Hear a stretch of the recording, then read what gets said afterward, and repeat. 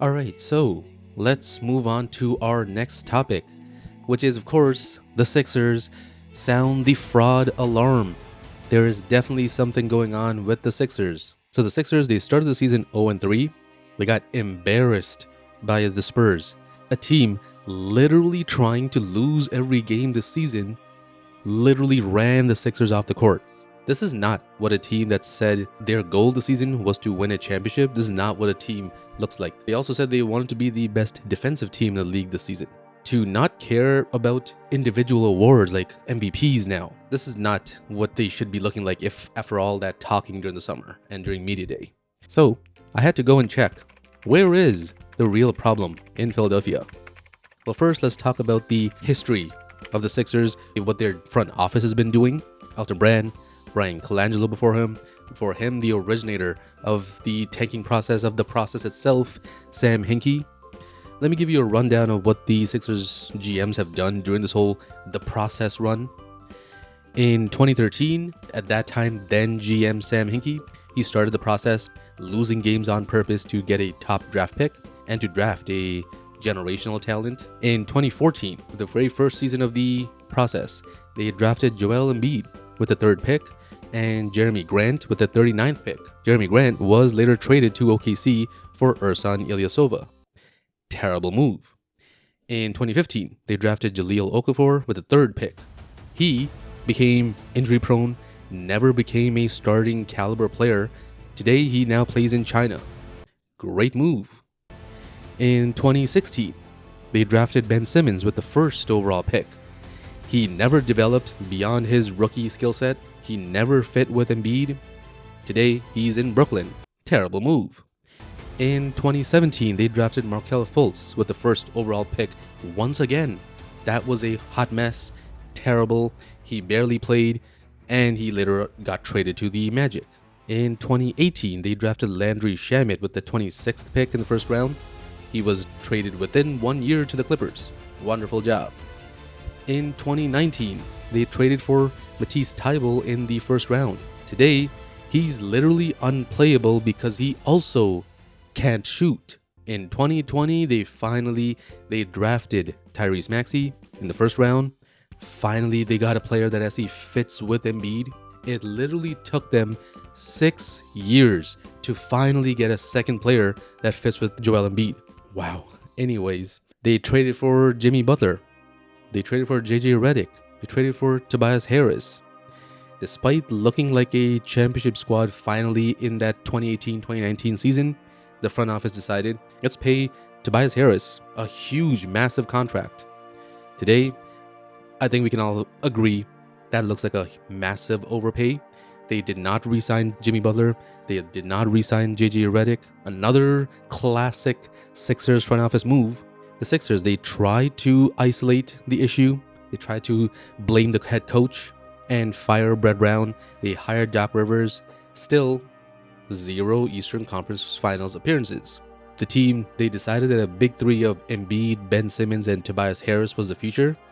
But they ended up blaming Ben Simmons and shipped him out for James Harden. Again, with James Harden, still not exactly competitive. They tried to even poach veterans off of their rival teams, like say Al Horford, who was technically a staple, and even today, he's still a staple of the Boston Celtics. In between, the Sixers tried to poach him, and they ended up having a terrible season. Yet again, another terrible move. They poached Dwight Howard from the championship roster of the Lakers. That also did not work out. Another terrible move. This season, they poached PJ Tucker, who was on the championship Milwaukee Bucks. So far, they started the season 0-3. They were 1-3 at the time of this recording. Great move.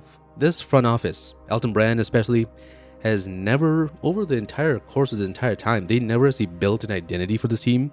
They tried to steal pieces of other competitive teams, hoping the same thing would just work for them. They never built their own identity. Moving on from the front office, where else could the problem be in Philadelphia? Well, for sure, I think a lot of Sixers fans would agree with me here. Doc Rivers. From the day that the Sixers signed Doc Rivers, I personally knew this was a horrible decision. He was literally coming off the most embarrassing collapse in playoffs history with the Clippers, losing a 3-1 lead to the Nuggets. How does that qualify him to immediately get another head coaching position? I'll never understand. Doc Rivers, since 2012, he's coached Chris Paul, Blake Griffin, Joel Embiid, Ben Simmons, and James Harden. He has literally never gotten past the second round of the playoffs. The Clippers literally went to the Western Conference Finals. They actually got past the second round the same exact year after firing Doc Rivers. Doc Rivers was again in the hot seat when the Sixers almost gave up a 3-0 series lead to the Raptors last playoffs. This guy is straight up trash. One of my main criticisms of Doc Rivers was that he's just not creative in his schemes in this era of the NBA. He's got very little to show in terms of in-series adjustments and counters to the chess match that is playoff basketball.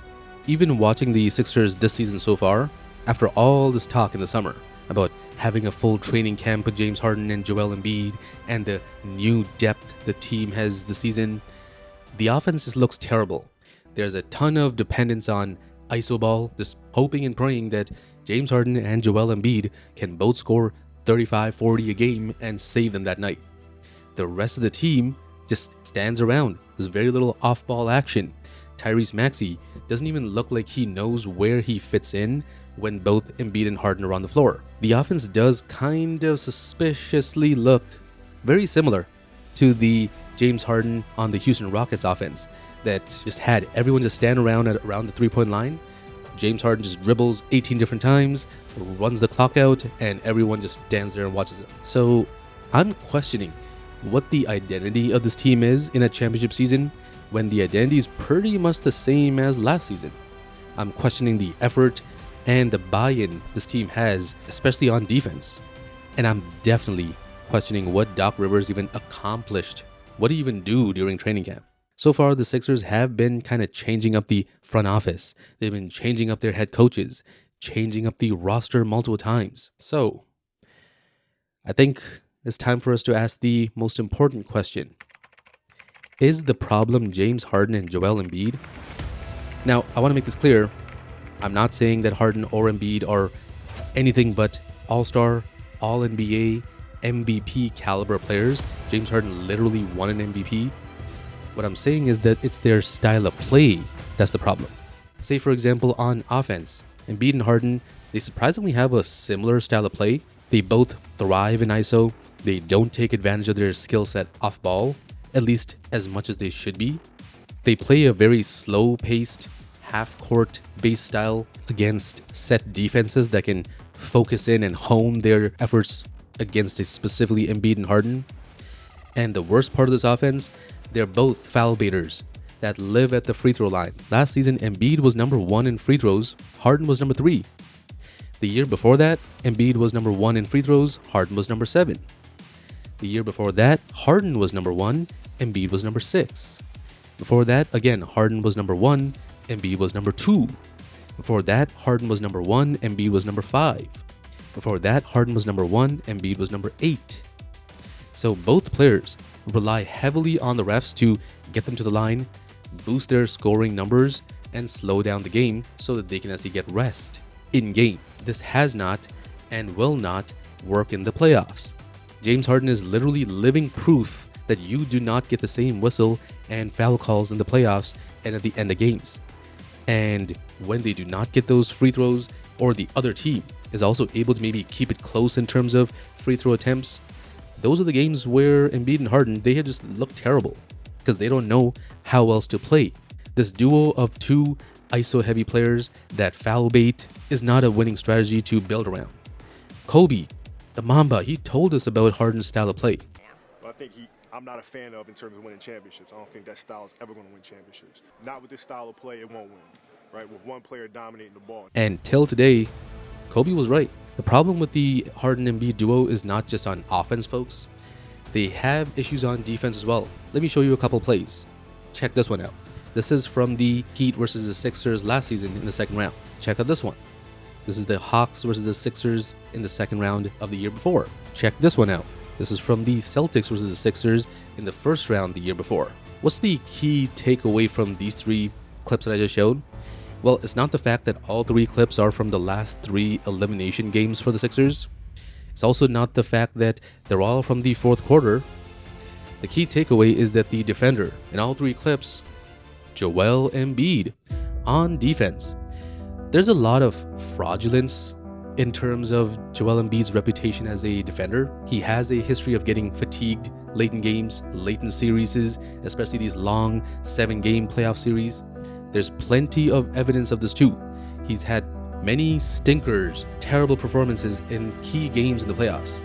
He's thrown teammates under the bus when he himself has stunk it up. There's plenty of evidence, video evidence of this. He's been straight up clamped also by other big men.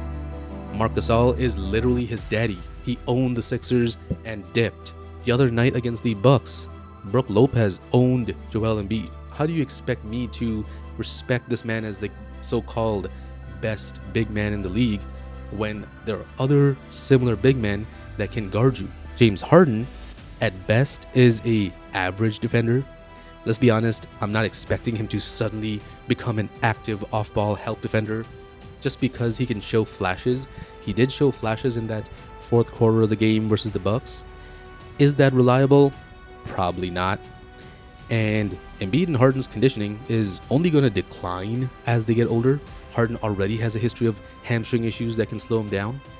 They have a clear weakness against teams that can play fast, run them up and down the court. So to me, it's tough to isolate the problem. It literally could be the front office, it could be the head coach, or even the star players. But over the years, they have changed the front office. They have changed the head coach. They have changed the second star. There's really only one thing that can be left to be changed now. And that's where the Sixers have to probably make the toughest decision in franchise history. So, I could be wrong, but how long are they going to keep tweaking things while the rest of their competition is just improving around them in the Eastern Conference? Hard to say.